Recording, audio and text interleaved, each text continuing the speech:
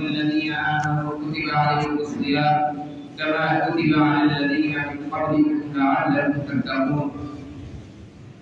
صدق الله العظيم وصدق رسوله النبي الكريم ونحن على ذلك لمن الشاهدين والشاكرين.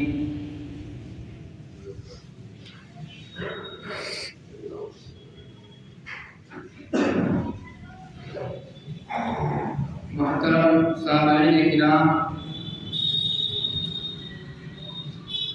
اللہ تبارک و تعالیٰ کی رحمت ایک مرتبہ پھر ہماری طرف متوجہ ہے۔ اللہ رب العزت نے رمضان المبارک کی مبارک ساعات ہم سب کو نصیب فرمائی ہے،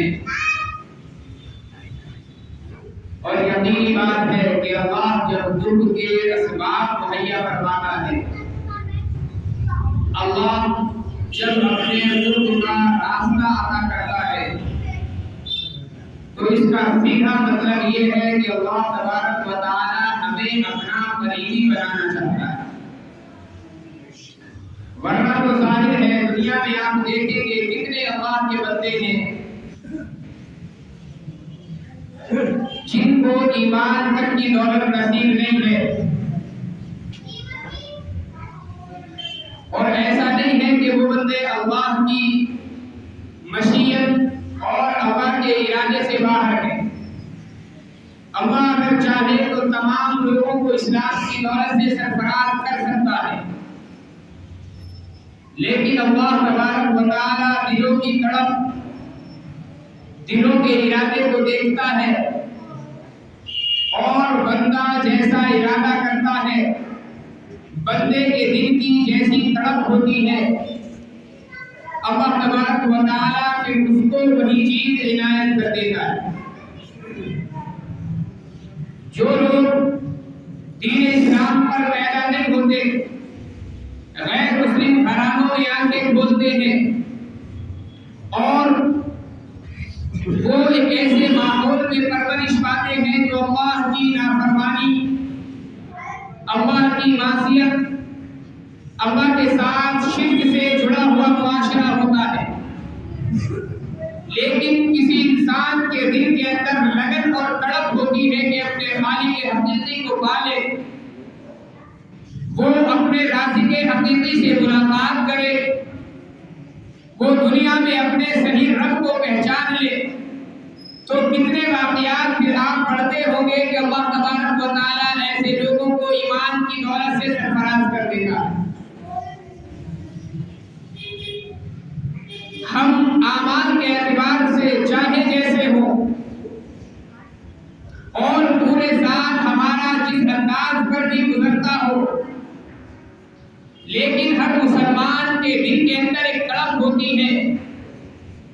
ہر مسلمان کی ایک چاہت ہوتی ہے، اس کا ایک ارادہ ہوتا ہے کہ رمضان المبارک آتے ہی میں تمام برائیوں کو چھوڑ کر اللہ کی عبادت میں مشغول رہوں گا، اپنے رب کو راضی کرنے کی کوشش کروں گا، اپنی نافرمانیوں پر نادم ہو کر اپنے گناہوں سے توبہ کر کے اللہ تبارک و تعالیٰ کا قرب حاصل کرنے کی کوشش کروں گا۔ ہر مسلمان کے دل کی یہ تمنا ہوتی ہے، اللہ تبارک و تعالیٰ اسی تمنا کے مطابق ہمارے ساتھ میں فیصلے فرماتا ہے، اور آج دیکھیں اللہ تبارک و تعالیٰ نے وہ متبرک ساعات ہم سب کو نصیب فرما دی کہ اگر ہم چاہیں تو اپنے رب کو راضی کر سکتے ہیں، اگر ہم چاہیں تو اپنے گناہوں سے توبہ کر کے اللہ کا قریبی بن سکتے ہیں، اگر ہم چاہیں تو اللہ کا محبوب بن سکتے ہیں۔ اللہ تبارک و تعالیٰ نے وہ اسباب بھی مہیا فرما دیے،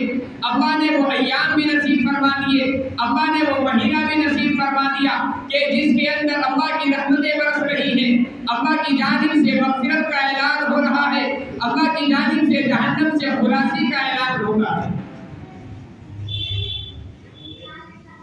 ہم لوگ تقریباً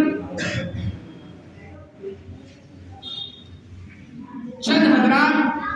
ہمارے معاشرے میں ایسے ہوتے ہیں جو روزہ نہیں رکھتے، ورنہ عام طور پر روزہ رکھنے کا ایک ماحول ہوتا ہے، اور ہم لوگ روزہ رکھتے ہیں، لیکن ضروری یہ ہے کہ ہم لوگ روزے کی روح کو سمجھیں کہ روزہ نام کس چیز کا۔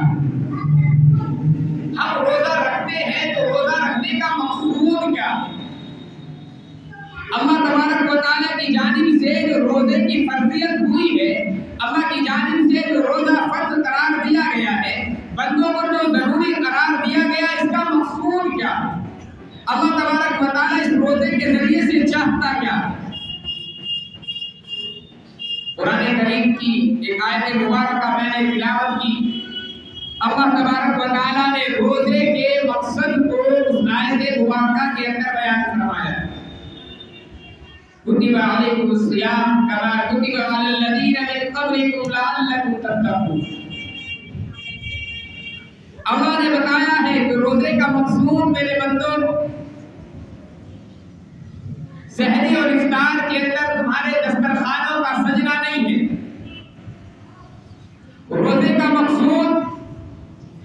تمہارے کھانے اور پینے کے نظام میں تبدیلی بالکل نہیں ہے۔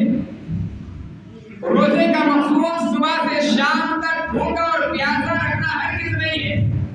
اللہ نے فرمایا لعلکم تتقون، روزے کی فرضیت تو اس وجہ سے ہوئی ہے تاکہ تم تقوی اختیار کرو، تقوی کی زندگی کو اپناؤ۔ اور تقوی کہتے کس کو ہے؟ اللہ کی فرضیات کے مطابق زندگی گزارنے کا نام تقوی۔ اللہ تبارک و تعالیٰ جیسا بندوں سے چاہتا ہے،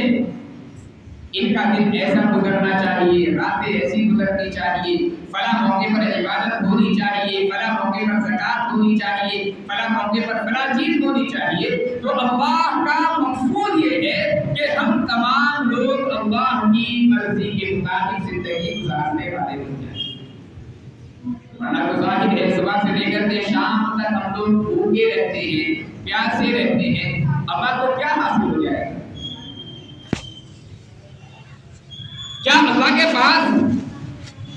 کھلانے اور پلانے کے خزانے ختم ہو گئے کہ اللہ بھوکا اور پیاسا رکھ رہا؟ وہ اللہ جو کروڑ ہا کروڑ مخلوقات کو ہر وقت رزق دینے پر قادر ہے، اور جب سے اس دنیا کو اللہ نے بنایا ہے اور جب تک یہ دنیا قائم رہنے والی ہے، تمام کائنات کو اللہ روزی دے تو اللہ کی روزی میں ایک رتی برابر بھی کمی واقع نہیں ہوگی۔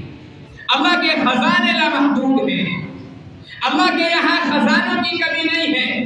اللہ کے یہاں کسی غلے کی کمی واقع نہیں ہوتی ہے کہ اللہ نے غلے کی کمی کی وجہ سے ہمیں روزے کا حکم کر دیا ہو کہ لاؤ بھائی اشتہا ختم ہو گیا، اس لیے اب دوپہر کا کھانا ختم کر دو اور صبح اور شام کھانے پر اکتفا کر لو۔ نہیں، ہم اپنی کھلی آنکھوں سے مشاہدہ کرتے ہیں، ہم دیکھتے ہیں کہ غیر رمضان میں ہمیں جو نعمتیں میسر نہیں ہوتی ہے، اللہ تبارک و تعالیٰ اس سے کہیں زیادہ نعمتیں رمضان مبارک میں کھلاتا ہے۔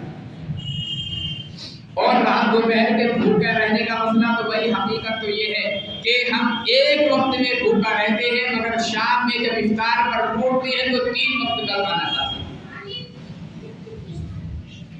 بتائیں پورے سال بڑا سے بڑا مالدار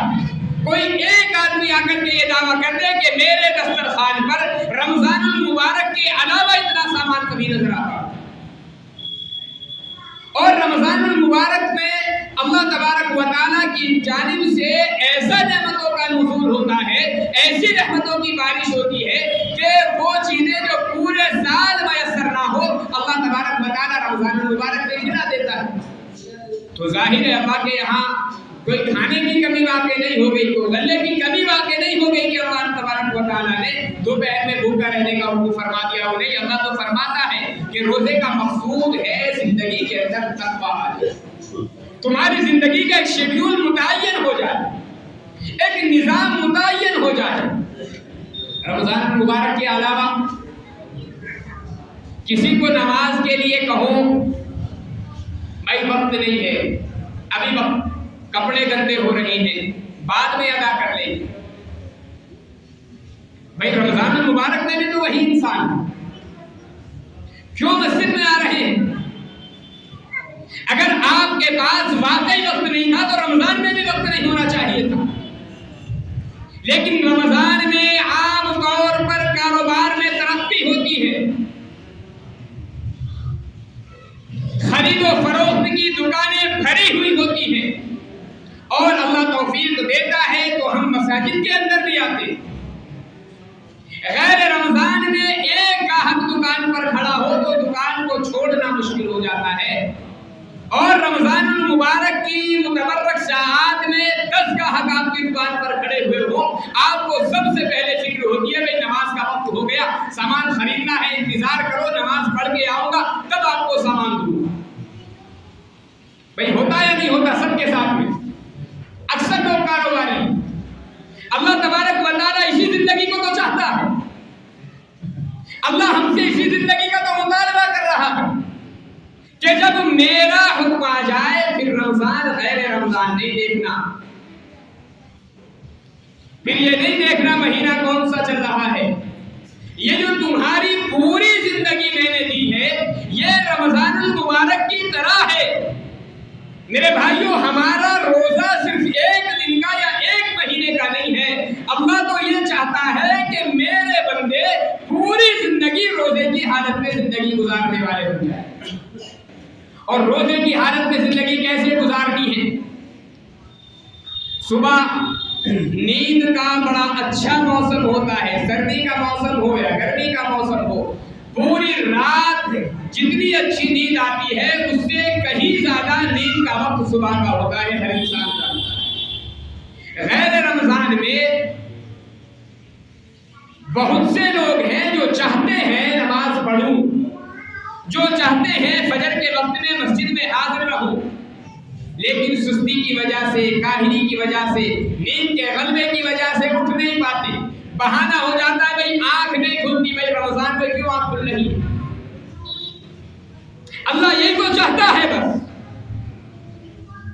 اللہ کا مقصود یہ نہیں ہے کہ اس ایک مہینے میں تم نے عبادتیں کر لی اور جا کر کے عبادت کی چھٹی ہو گئی، اب پورے رمضان کوئی نظر نہیں آئے گا، نہیں۔ اللہ تو چاہتا یہ ہے کہ میرے بندوں جیسے رمضان المبارک کا مہینہ آ رہا ہے، اب مسجد میں اذان تو بہت دور کی بات ہے، گھنٹوں بعد میں اذان ہوتی ہے، کوئی الارم نہیں لگتا، کوئی کچھ اٹھانے والا نہیں ہوتا، لیکن ہر انسان کی فکر ہوتی ہے مجھے 4 بجے سحری کھانی ہے تو 3 بجے بیدار ہونا،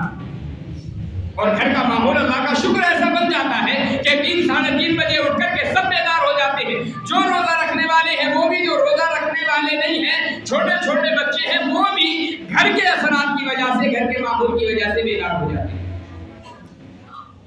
اب ہمیں نیند پیاری ہو، قطعاً نیند پیاری نہیں ہوتی ہے، سر میں درد ہو رہا ہو، قطعاً کوئی پرواہ نہیں ہوتی ہے، پوری رات کے تھکے ہارے ہو، چلو آرام کرنا ہے، قطعاً آرام کی کوئی پرواہ نہیں ہوتی، 3 ساڑھے 3 بج گئے، افطاری کا وقت ہو گیا، بھائی سب سے پہلے افطار کرنا ہے، اب نیند کا غلبہ ہے، نہیں پہلے جا کر کے نماز پڑھنی ہے، نماز کے بعد کچھ دیکھیں گے۔ اب تمام لوگ نماز پڑھنے آتے ہیں۔ اللہ میرے بھائیوں چاہتا ہی یہ ہے کہ مسلمانوں تمہاری پوری زندگی اس روزے کی طرح ہونی چاہیے کہ صبح میں ہر حال میں اللہ کی عبادت کرنی ہے، نیند کا غلبہ ہو، سر میں درد ہو رہا ہو، کوئی اور پریشانی ہو رہی ہو، آرام کا تقاضا ہو، نہیں، ساری چیزوں کو چھوڑ دینا ہے۔ صبح کے وقت میں اللہ کا اعلان آ گیا تو اللہ کے اعلان پر لبیک کہتے ہوئے مسجد میں آنا۔ اب پورا دن اللہ نے کہہ دیا کہ بھائی بھوکا اور پیاسا رہنا ہے، کچھ کھانا نہیں ہے، ٹھیک ہے جی اللہ میاں آپ نے کہہ دیا تو آپ کی بات پر لگتا ہے کہ ہم مانیں گے، اب پورا دن بھوک اور پیاس کی حالت میں گزار رہے ہیں، اللہ یہ چاہتا ہے۔ اللہ بھوکا اور پیاسا رکھنا نہیں چاہتا، اللہ میرے بھائیوں چاہتا ہے کہ رمضان کا ایک مہینہ تم نے میری اطاعت میں گزار دیا، میں نے جیسا حکم دیا ویسا تم نے ادا کر لیا۔ غیر رمضان میں تمہیں عشاء کی صرف 4 رکعت فرض پڑھنا، 2 رکعت وتر پڑھنا، 2 رکعت سنتیں پڑھنا بھاری ہو جاتا ہے، لیکن رمضان المبارک میں مزید 20 رکعت پڑھنا بالکل آسان ہو جاتا ہے۔ اللہ بس یہ تو چاہ رہا ہے کہ جب میرا حکم آ جائے، جب میری طرف سے عبادت کا حکم ہو تو اب سستی نہیں، اب کاہلی نہیں، اب بہانے بازی نہیں، بلکہ پوری زندگی کو روزے کی طرح گزارنا سیکھ لو کہ جیسے روزے میں اللہ کے حکم کی اطاعت ہے، اللہ کے حکم کی فرما برداری ہے، تمام چیزوں کو ہم ہم برداشت کر سکتے ہیں. ہم سے ایمانداری سے بتاؤ کوئی رمضان المبارک کے مہینے میں کسی روزے دار کو 1 لاکھ روپیہ آدمی دے دے بھائی 1 لاکھ روپیہ دے رہا ہوں روزہ توڑ دے, روزہ توڑے گا ایک مسلمان؟ وہ لاکھ مار دیتا ہے لاکھوں روپے پر. کیوں؟ اس لیے کہ میں نے روزہ اللہ کے لیے رکھا ہے, پیسوں کے لیے نہیں رکھا. پھر کیا وجہ ہے کہ غیر رمضان میں 5 روپے کا گاہک ہماری دکان پر کھڑا ہوتا ہے تو نماز کے لیے نہیں آتا؟ کیا وجہ ہے کہ ہم رمضان المبارک میں ایک اللہ کا حکم ٹوٹ جائے اس کے لیے لاکھوں روپے برباد کرنے کو تیار ہیں, لیکن غیر رمضان میں 5 روپے کا گاہک چھوڑنے کو اللہ کے حکم پر تیار نہیں ہوں؟ میرے بھائیو, اللہ یہ چاہتا ہے کہ میرے بندو, میں نے جو رمضان کا ایک شیڈیول تم کو عطا کیا ہے, ایک نظام دیا ہے, پوری زندگی ہماری اس نظام کے مطابق گزرنی چاہیے. اللہ مجھے بھی آپ حضرات کو بھی عمل کی توفیق عنایت فرمائے. دعا الحمدللہ.